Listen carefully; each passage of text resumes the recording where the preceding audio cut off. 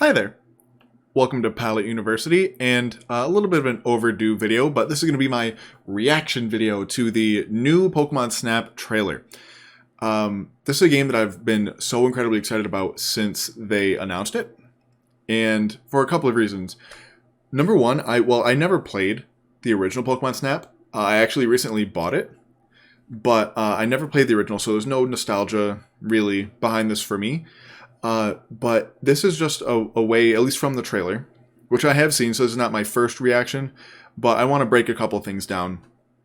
But getting to see Pokemon interact with each other out in the wild, because Let's Go Pikachu and Eevee and Sword and Shield did a little bit of this, where the Pokemon interact with you. You know, different Pokemon do different things to you. You know, certain Pokemon will chase you, certain Pokemon will run away from you, certain Pokemon will ignore you. That's pretty much the three options. There's some variations in there, but the Pokemon only interact with you, not with each other, which is what I am really interested in, because, you know, while I don't study, you know, as part of like my personal research, I don't study like ecology or like interspecies interactions. Just as a biologist, that's something that's just so incredibly fascinating to me, that I want to be able to see like a canon, you know, in-game example of Pokemon interacting, which are very, very few and far between. It's basically just Pokedex entries. So I'm very, very excited for this. So with that, let's break it down. All right, so let's just get into it. So, and yes, I'm aware that the screen is switched. No pun intended. But I have no idea how to not get Nintendo's copyright ninjas to not come after me. So we're just going to watch it. You might see this video. Actually, if they block it, you won't see this video. So, why is Nintendo like this? Anywho, let's just react.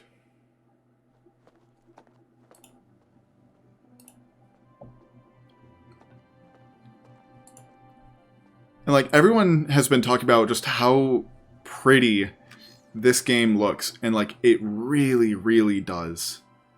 Like,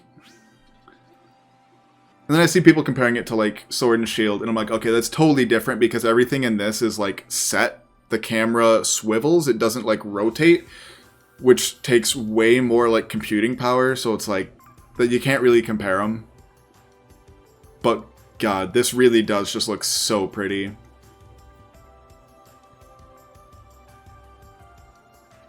See, and it's like, it's Pokemon that you wouldn't see like interacting anyway, or like normally. So let's see, what are some Pokemon that we've seen already?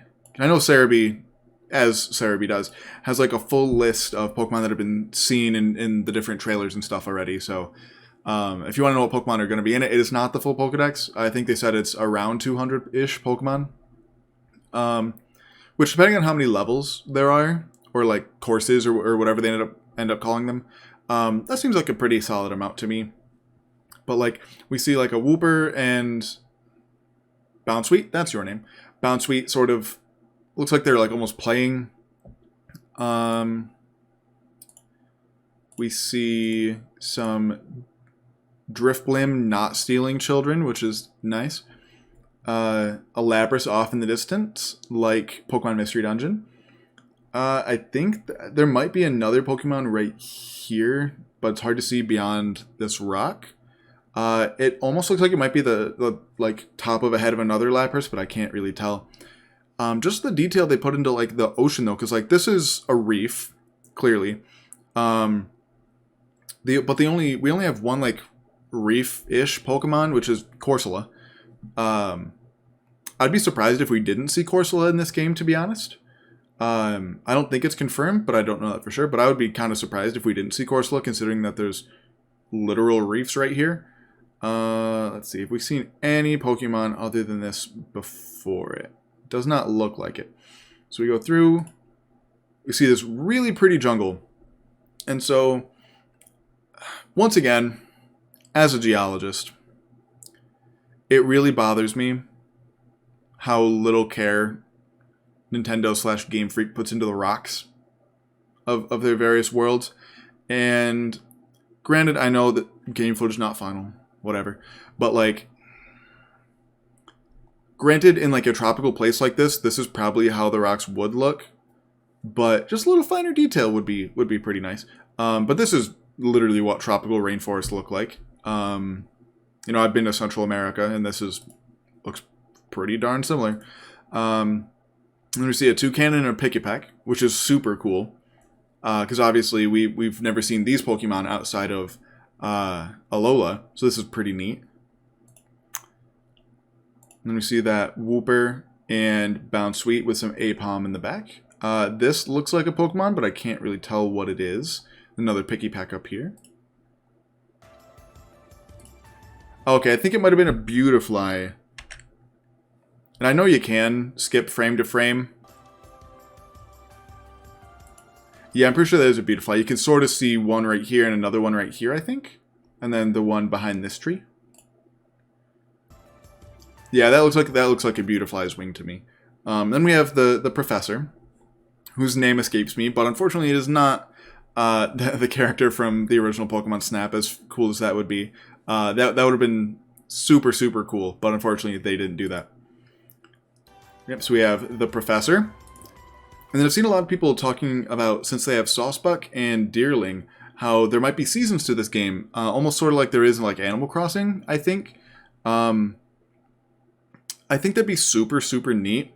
I think that would be something that they'd have to sort of push out with updates, because I don't personally like how you can just sort of change the time on your Switch in Animal Crossing. Like, I don't mind doing it for like chores and things in Animal Crossing, but doing it to like skip to the next month to get the different, you know, fish and critters that appear in the different months, I don't really like that. So I think that'd be something they'd want to push out, you know, on the first of the month to change which Saucebuck and Deerling you see, especially since these are the spring ones. Yeah, I would think that they would want... Is this spring or is this summer? I think it's spring. I'm going to look that up because I don't actually know. Yes, that is the spring form. So, I would assume that this will change throughout the year, but I don't know for sure. That'd be super cool if it did, though. I think this is about where we stopped, so let's keep going. So we see, yep, those were Beautifly wings. We have a Liepard here, some Quagsire in the back, a Magikarp right here. We have Shiftry. So we've seen all sorts of different environments, which, like I said, I've never played the original Pokemon Snap. So I don't know the kind of variation in habitats that there were in the original one, but here we've got cloud forests, which are definitely a thing. Rainforests, deserts, reefs. Let's see. I guess this Liepard thing. Oh, like a cherry grove is what this looks like to me. Or potentially, because cherry blossoms are more white, I guess. But I know that this is like a very symbolic tree in Japan with these like bright pink leaves. I don't know the name of it, but it's like used very often with different kinds of symbolism in Japan. So it's a different kind of environment. This looks to me like to be that same tropical environment, but it's kind of hard to say. Cloud forests, which also could just be that same rainforest but foggy. We see some deserts with some Skorupi. That same desert with some Mandibuzz. Oh my god, and I saw some people saying that, like, I didn't know sand came out of Hippowdon. And I'm like, what? And it wasn't like a younger person either. It was somebody a little older than me, and I'm almost 25. By the time this game comes out, I will be 25. But somebody a little older than me, and they're like, I didn't know sand came out of Hippowdon. I'm like, did you play Gen 4? Or 5? I'm pretty sure in both its Gen 4 and 5 sprite, it was in sand, with sand pouring out of its holes. But anyway, moving on. So we see Primarina, which to me implies that, I mean, since it's a side game, they might include Primarina without the other starters from Gen 7, but they tend not to do that kind of thing. And then as we'll see by the end of the trailer, we see Meganium. Nice. It's backwards for you, but they've either taken or have 69. They've either taken 69 photos or has 69 less or left. Very, very cool. Whoever made this clip, very nice. Okay, so we see Grookey and Pichu. So obviously Pikachu's going to be in the game. But again, this implies to me that we're going to see, because I think those are the only two starters we've seen. I think Cinderace and Sobble make it in at some point. So let's see, so there was Bidoof and what else in the back? I think those are just Swanna, which we've already seen. Torchic, again, interacting with its environment. Burning the food, because I know you can toss them food. But it's cooking its food before it eats it, which is super cool. Something that you would expect a Fire-type Pokemon to do. And then you see, like I said, one of the things that I am most interested about, the interactions between different Pokemon. In this case, a Heracross and a Pinsir. So incredibly cool.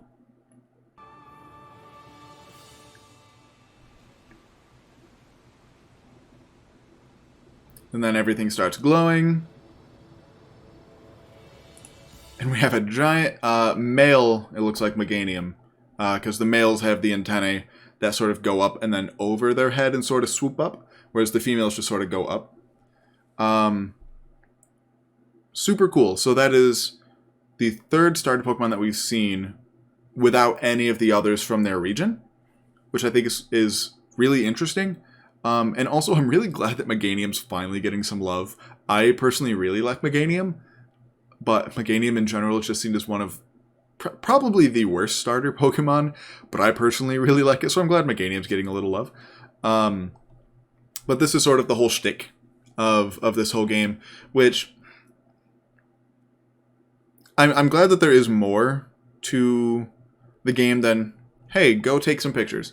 Because I'm pretty sure that's what the original one was. That you're actually like investigating something interesting that's going on. But this is called the Illumina phenomenon. Pokemon has really gotten to like the word phenomenon lately. Because they always call it the Dynamax phenomenon or the Gigantamax phenomenon. I mean, I don't know what else you'd call it. But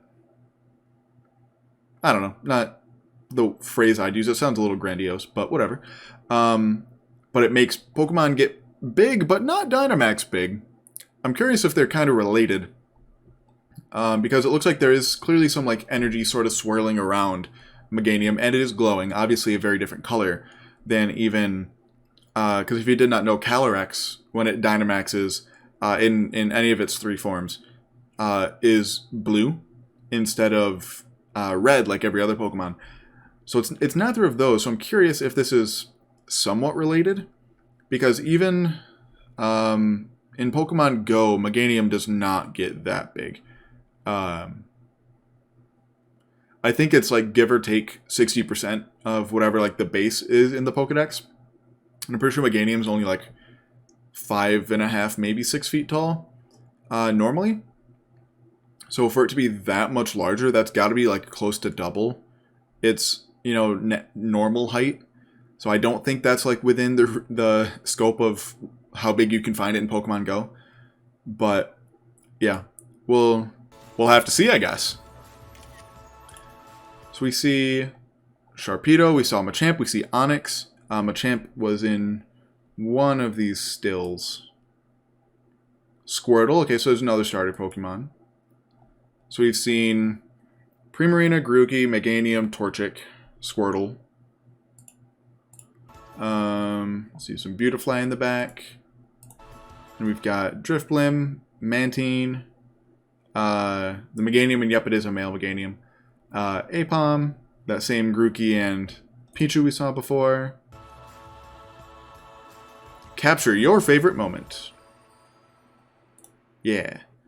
And then just from the cover, we see Score Bunny. No Sobble, which makes me sad. Sobble Squad, forever. A few different forms of Vivian, which is really interesting to me. So there might be different forms of... Oh, and Dodrio fighting over an apple. That's funny. And then we see maybe each like path, maybe except for like the desert one, will have its own. Because I know this one's like the base or like North American one, I think. This one I think is actually quite rare. I don't know the names of any of Vivion's forms, but I want to say this one's relatively rare. This one I don't think I've ever seen, but that doesn't mean much. But yeah, available April 30th, which is really not all that far away, grand scheme of things. It's almost February, so I'm very, very excited. This comes out about a week and a half after my birthday.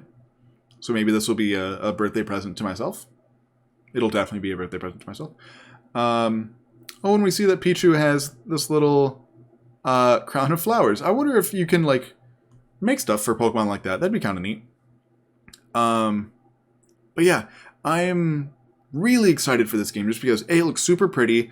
The side games are, like, I like the regular games, but the side games are generally my favorite Pokemon games, which is why I love Pokemon Mystery Dungeon so much, which is why I love, Pokemon Ranger. I loved Pokemon Ranger.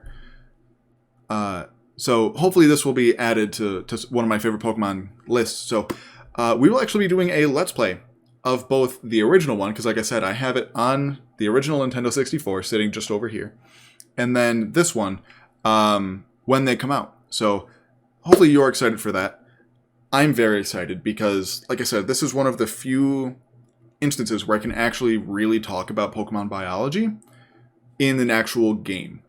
As opposed to reacting to things like the art of Joshua Dunlop, which we've been reacting to, for several months now, or just making various like biological theories, or even the pet videos, all of which I really enjoy, but it's different when it's coming like from canon in the game. So I'm very, very excited about this. Hopefully you are as well. Let me know your thoughts on New Pokemon Snap. If you played the original one, let me know your thoughts of it. Because, like I said, I've never played it. I've heard that it's basically just good for that it's fun. It's good for like a playthrough like once a year, which is more often than I play most other Pokemon games, especially older ones. So yeah, let me know your thoughts about all of this down below. Hopefully we get some more news about different Pokemon things soon. Looking at you, Pokemon Sleep. Because Pokemon Day is coming up here very shortly. And hopefully we will be treated with some more Pokemon news for me to react to. So, thank you so much for watching. If you want to find out some more thoughts about this, you can follow me on Twitter at Pallet_U to keep up on all things Pokemon science. As well as if you feel like supporting our content financially, we do have a Patreon, the link to which will be down in the description below. A massive, massive, massive shout out to our supporters over on Patreon, Patty Murphy and Sam Accardi. Your support means the literal world to me, and I know that if, perhaps a Pokemon Snap playthrough on the actual channel doesn't do super well, I know at least you'll enjoy it, potentially over on Patreon. Maybe I'll do some like extra challenge modes over on Patreon on Pokemon Snap, the original one, if there even is sort of like a challenge mode. I don't know. Anyway, if I do such a thing, they will be over on Patreon for both of you to enjoy, as well as anyone else who wants to join Patreon. And lastly, thank you so much for watching, and as always, there's a time and place for everything.